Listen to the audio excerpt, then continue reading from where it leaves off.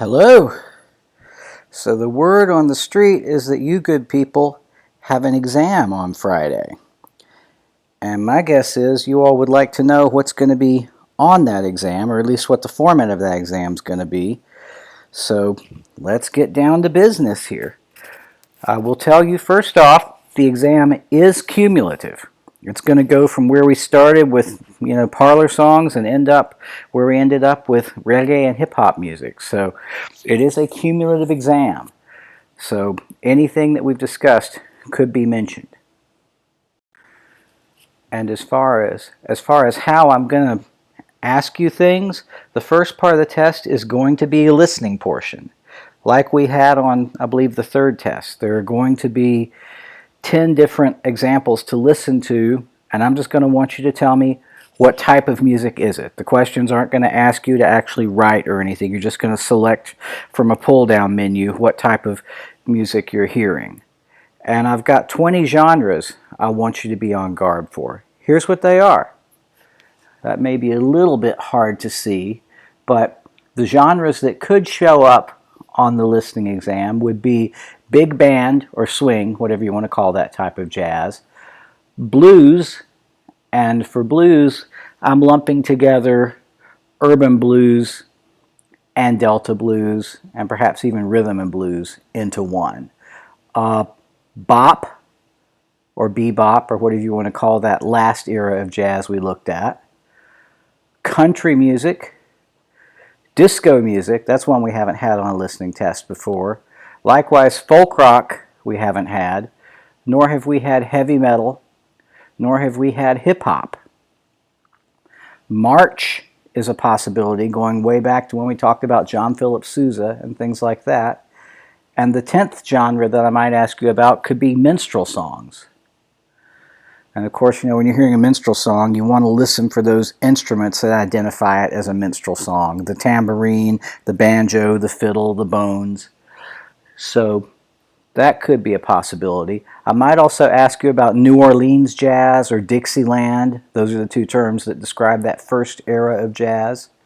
Another one of the new genres I might ask about would be new wave music. Or I might ask you to identify a parlor song. Or I might ask you to identify psychedelic rock. Or punk rock, that's the 15th genre. The 16th genre is ragtime.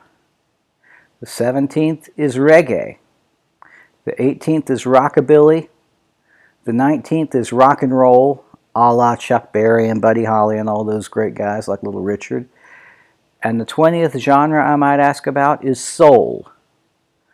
So that's not every single genre we've talked about. I've compressed some into one. And for some of these things that you'll listen to, there will probably be more than one answer I'll accept.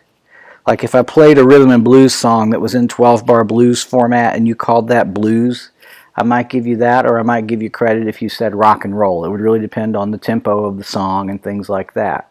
And I know that there may not be any reason for me to read all 20 of those, but when I saw how small that print was, I figured it wouldn't hurt. So those are the genres I want you to be able to identify. I hope you've been doing your Spotify list listening, because it's really hard to cram for a listening test. So that's the first part of the test, 10 listening questions.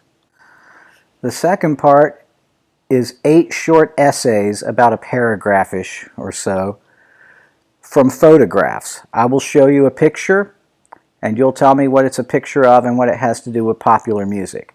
In fact, that print at the bottom of the screen is exactly how the question is worded on the exam. A series of photos is shown. For each one, comment briefly on its significance to popular music. Be as specific as possible. For some photos, you'll be able to be quite specific. For others, you'll only be able to give general comments. So, if I show you a picture of the Beatles on the Ed Sullivan Show, you could say something like, hey, that's the Beatles on the Ed Sullivan Show. It was 1964. They all wore matching suits. They had those Beatle haircuts. There were girls screaming, things like that you could tell me. Or I might show you a picture of perhaps one of those reggae DJs set up in a lot with his turntables. and things like that. And you might say, oh, that's one of those reggae DJs set up in a lot with his turntables and his sound system. So there are 8 of those. Then we have 8 good old all-American multiple choice questions. And I've been putting those on all the tests, so you know how that works. So be ready for those. Part 4 is one that comes from that annoying part of my personality, the one that thinks that everybody should have a sense of dates and time. So I'm going to give you 3 different things. I did it on the last test with the blues where you had to put things in order from first to last. And you know, there was one question that was where you had to realize that Robert Johnson recording blues songs in a hotel room was first, then blues musicians moving to the cities came second, then Muddy Waters recording for Chess Records was the third. So there are going to be some things like that. And I might give you sentences like I did on the last test, or I might just give you specific, in fact, I can guarantee you at least 1 or 2 of the questions will have music genres. And you'll need to know that ragtime came before rock and roll came before hip-hop, and things like that. So be able to put your genres in order. And the final one is matching. It'll be pull-down menus also. I'll give you like a term or a name or a song, and then there will be a list of different musical genres, and I want you to tell me what musical genre that term or song or name comes from. Sometimes, again, there may be more than one right answer, or there may be some partially correct answers. But for instance, if I put up, say, Paint It Black, you know, then you could list that as being, you know, whatever genre the Rolling Stones belong to. Or if I put up 1 Million Bottle Bags, you would list that as a hip-hop song. If I put up Pedal Steel Guitar, you would do the pull-down menu to country music and list that as being an instrument that belongs to country music. So that's how the test goes. And if you can do all those things, those are the 5 sections of the exam. If you have questions between now and exam time, email them to me and I will answer them, or you can ask them on Google Chat and I'll answer them there as well, and then everybody sees, you know, the answer to your question, so that might be helpful for everybody.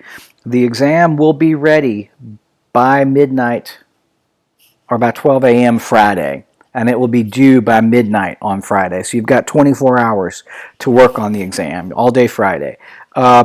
So good luck. I hope you enjoy it. I hope you've had fun and learned some stuff, and enjoy taking the exam. And stay safe and wash your hands and do all the things we need to do to be safe. And someday when everything's better, if you want to come down to room 201 in the music building and stick your head in my office and say, hey, I took your class in the summer of 2020, I'll actually see what you look like. So anyway, take care, enjoy, let me know if you have questions. Have a great day.